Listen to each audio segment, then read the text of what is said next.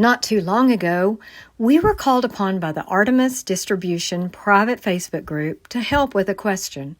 The group was discussing an article that cited low staff compensation as one of 3 mistakes spa owners make. Well, a member of the group asked, are there guidelines surrounding proper staff compensation? That was the question we were asked to address. And no matter how much time you spend researching, you're not going to find universal guidelines surrounding proper staff compensation. But we do have a process you can use to determine what the proper staff compensation is for your business. And that process leads you through every consideration you must make, like methods of pay, benefits, perks, incentives, rewards, tips, bonuses, employment laws, and questions you must answer to know what your business can actually afford. You need to feel confident in your staff compensation packages because it takes a great team to build a great business. So we're going to walk you through our entire process in today's episode. So stay tuned. You're listening to the Body Contouring Academy's Proven Profits podcast, where you'll learn simple, actionable strategies from real-world, successful body contouring professionals to help you generate more revenue, realize the profits you want, and create the life you desire. Hi, I'm Shannon. And I'm Kay. And we're your hosts of the Proven Profits podcast. Hi there, fellow body contouring and aesthetics professionals. Kay here. Thank you for being here too. The simple answer to the question, what is proper staff compensation, is it depends. There is a different answer for every business, and there's a different answer for each hire every business makes. But the good news is you can turn it depends into a concrete answer for every hire you make just by following the process we're going to be discussing today. We need to give a little disclaimer before we dive in, though. In this episode, we're sharing our process and our knowledge, but nothing in this podcast is intended to be legal or accounting advice. You should consult your own CPA and attorney for employment advice for your business. Sorry about that distraction. But back to the process to determining proper staff compensation. It's important to bear in mind, we're not just looking at the rate of pay, because compensation doesn't simply mean figuring the hourly or the salary rate. It's much more complicated than that. It involves determining all the benefits your business is going to convey to your employee in exchange for the responsibilities and tasks you're going to require. So the process starts with a thorough understanding of what staff compensation is. Staff compensation includes the base hourly or salary amount, plus all other monetary and non-monetary benefits. Also, there could be perks and other rewards. So think of it more as a staff compensation package.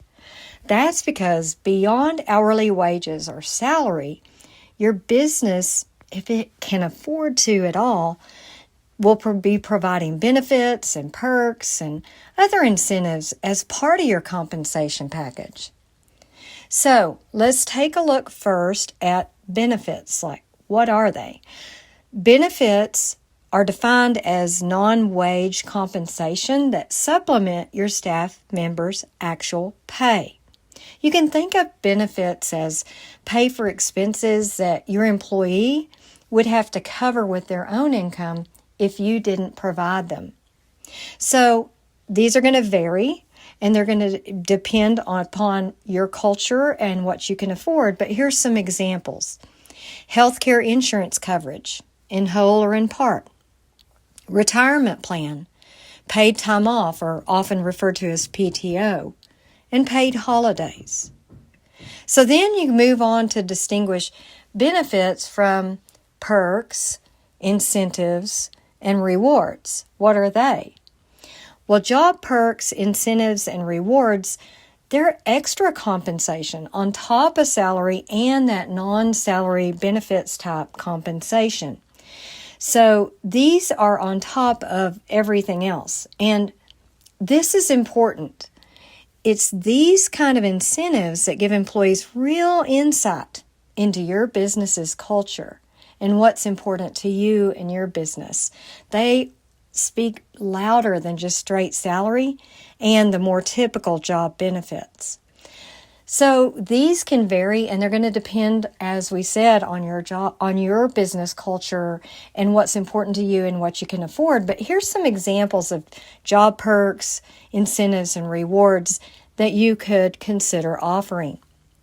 Flexible work hours, shorter work days near holidays, weekly team lunches, free or discounted services at your business or family discounts at your business, remote work options, if that's possible, educational opportunities or education reimbursement, free snacks and drinks at your workplace, in-house staff development, avenues for career advancement, and anything else that might fit into your business culture.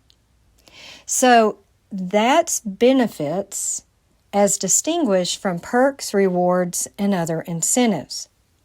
But before we move on in the process, a little reminder that's a little off subject of compensation, but important and related to the topic and very important to business success. As you are working through this process, please keep in mind, no matter how stretched you are in your business, you still need to hire slow. And if you're not familiar with the hiring slow concept, you might want to take a look at our blog article. You can't build a great body contouring business unless you hire the right people and fire the wrong ones. And yes, we do talk about firing fast too in that article. We'll leave a link in the show notes for that article in case you're not familiar and you'd like to learn more about it. But back to the process. The next step, you're going to need to evaluate what method you're going to use to pay. These are the considerations: hourly wages versus salary. Will you pay commission? Will you pay bonuses? So let's start with hourly pay versus salary pay. Hourly and salaried employees differ in a couple of ways, in how they're paid and in whether they're eligible for overtime.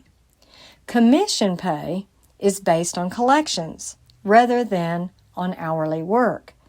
And bonus pay we'll get to in just a bit. Hourly employees are those employees that are paid by the hours worked. The amount of their paycheck is directly based on the number of hours they work in any given pay period. Hourly employees are also classified as what's called non-exempt, meaning they're eligible for overtime pay at 1.5 times their hourly rate. Now, salaried employees are paid by a set, predetermined salary. These employees are paid the same predetermined amount of compensation each pay period, regardless of the number of hours worked. Now, most of your aesthetic business employees are not going to qualify under federal law for a salaried pay, with the possible exception of your spa manager, practice manager, business manager type position. And salaried employees are defined as exempt, meaning they're not eligible for overtime pay.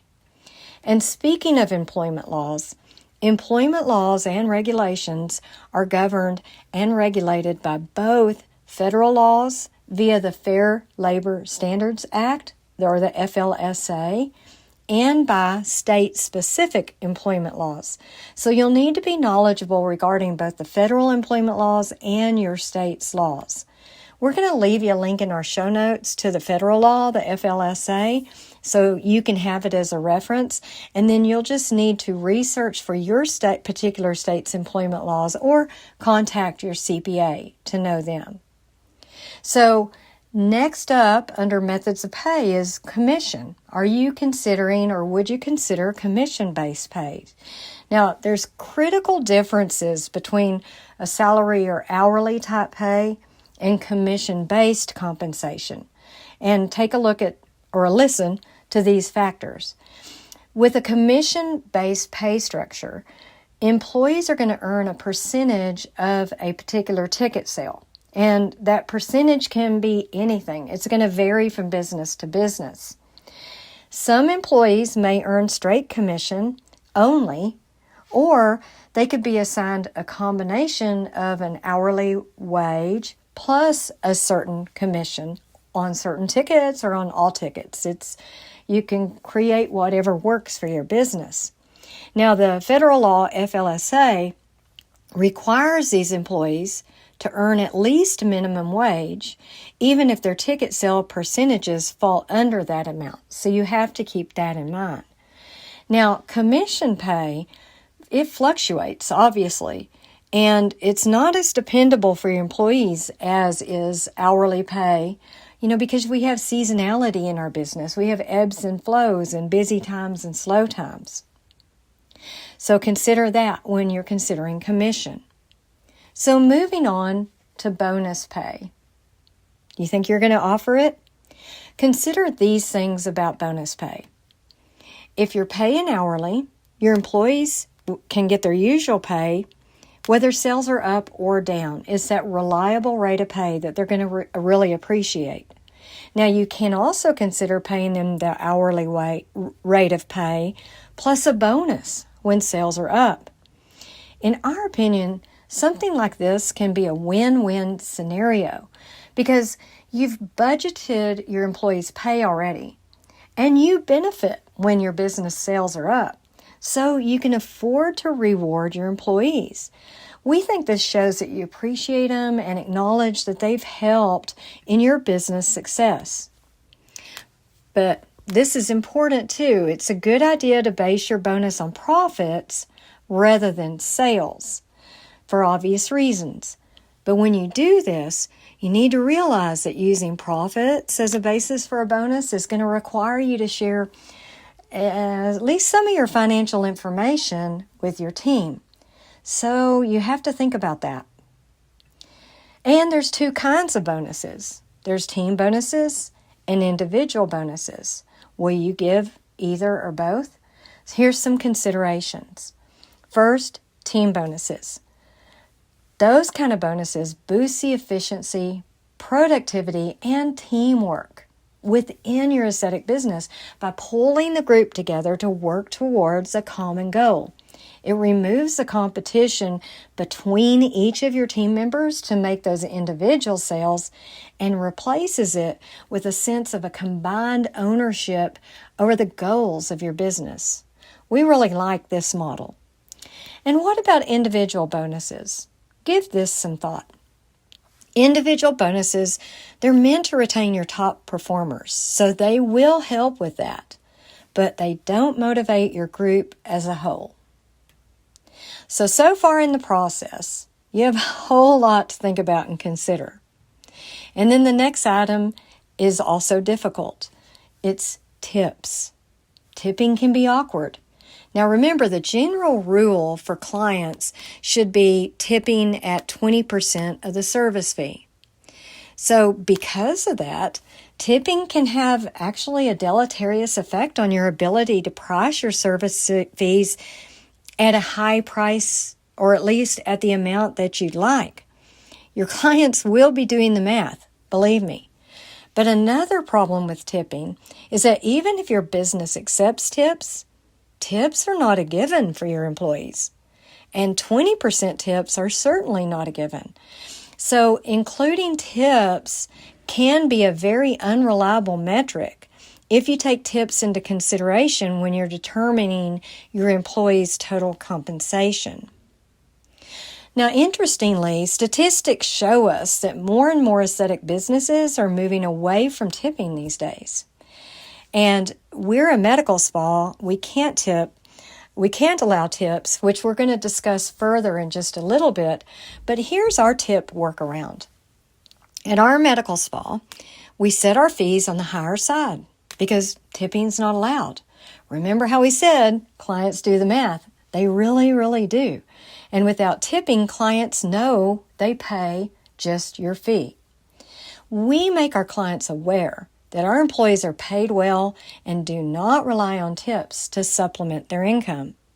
Instead, we urge our clients to reward our employees with good reviews, telling our clients that in turn, we reward our team members financially for each good review.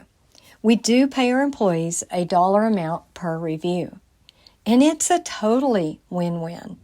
And as a result, our employees have reliable income and reduced stress without the worry of how much tips they're going to make. Plus, the benefit that we think is most important and often overlooked, they feel more respected as professionals, respected as they are. Plus, they earn a financial reward with each client's review, and they love that. Now, some of you listening may be operating medical spas like us, or physician practices, or maybe offering medical services. And if this is you, listen carefully now. Medical aesthetic businesses, as opposed to spas or other non-medical businesses, have to adhere to many different rules. And the way you compensate your team, well, that's just one of them. The concept of fee splitting is not allowed in aesthetic businesses that provide medical services. So what does this mean? Tips for any of your team members are absolutely forbidden if your aesthetic business provides medical services.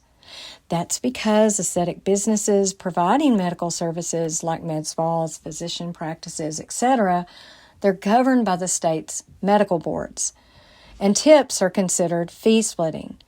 And in just about every state, medical boards strictly forbid fee splitting. Now, there are other forms of compensation that are considered fee splitting, and as such, are not allowed for medical aesthetic businesses like medical spas. Remember, it's up to the state medical board, so each state has their own regulations, but these are considered illegal in most states. Commissions, individual or team bonuses that are based on sales or profits, profit sharing, and tipping. Now, a little pro tip here. Your business can issue bonuses, but they must be based on something other than sales, income, or profit. Like the bonus pay our MedSpa employees earn for great reviews. You just have to be a little more creative. Okay, so it's time to move on to the process to setting salaries and knowing the factors that play into the actual pay you set. But really quick before we do, Shannon has a message. Building and growing a successful aesthetic business isn't always easy. We've been there. Time and money are tight, and you need answers and solutions when it matters most.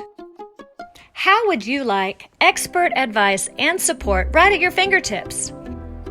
It's what we wish we had back in the day. And that's why we created online aesthetic business coaching. Virtual small group meetups each week to gain a fresh perspective, help solve problems, and get the answers you need. Personal, affordable, effective, and as dedicated to growing your business as you are. You don't have to grow your aesthetic business alone. Visit bodycontouringacademy.com and subscribe to our business coaching program today. Let's get back to it. We're getting to the nitty-gritty now, setting salaries. As you know, setting the salary range for a new hire can be tricky. On one hand, you want to save money for your business by keeping the pay on the lower side. We know how it is. We've been in the aesthetic business since 2006. But that kind of thinking can actually cost you more in the long run. Here's your considerations. Make sure you consider the whole staff compensation package when setting salaries, because as you've just learned, it's possible to attract top talent even if you cannot offer the most competitive, highest actual paycheck, because you can do it by creating an attractive staff compensation package when you supplement that paycheck with lower cost perks like flexible hours, in-house education, educational reimbursement, discounts for services, family discounts, opportunities for advancement, those kind of things. So when you are setting salaries and you're putting your pencil to the paper with your calculator out, your computer open, ready to make the most sound decision, what factors should you consider? Now, many factors influence the rates of pay, but the factors that we're going to be discussing are the ones that carry the most weight. First of all, geographic area. Where's your business located? And the primary reason this is important is cost of living. It's a major consideration. The higher it is, the higher your pay is going to need to be. The lower it is, the lower your pay can probably be and still be acceptable. What years of experience and skill set does your applicant hold? The more experienced and the more key skills that candidate has, the higher the rate of compensation she's going to expect. Supply and demand. It's going to be true with hiring too. Is the demand for the skill set higher than the supply? Or is the supply for the skill set higher than the demand? Educational level and licensure status. Obviously, in-demand licensures and those educational degrees, they're going to command a higher rate of pay. And lastly, consider your job description, the skills that you're going to require, the responsibilities that you're going to expect. The pay should fit those responsibilities and your expectations of the role your candidate is filling. So, what skills are you requiring? What responsibilities will this candidate have? Will you expect your candidate to grow professionally? Those are the factors that you consider. So the final consideration in the process, and it's probably the one that's been weighing most heavily on your mind, is how do you know what compensation your aesthetic business can actually afford? Because it's a fact. Labor expenses will take the highest percentage of your overall business revenue. So before you decide what to pay one potential employee, you need to think about what you want to spend on the salaries of all your employees. In other words, what percentage of your aesthetic business's revenue do you want to dedicate to your total compensation packages? Notice I said total compensation packages. When you create a budget for paying salaries, be sure to take all of your expenses into consideration.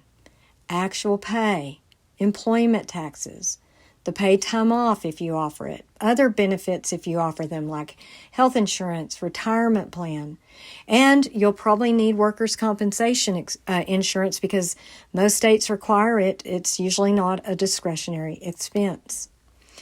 And as you're figuring your total costs, here's some hard numbers you can use to determine what a new employee is actually going to cost your business.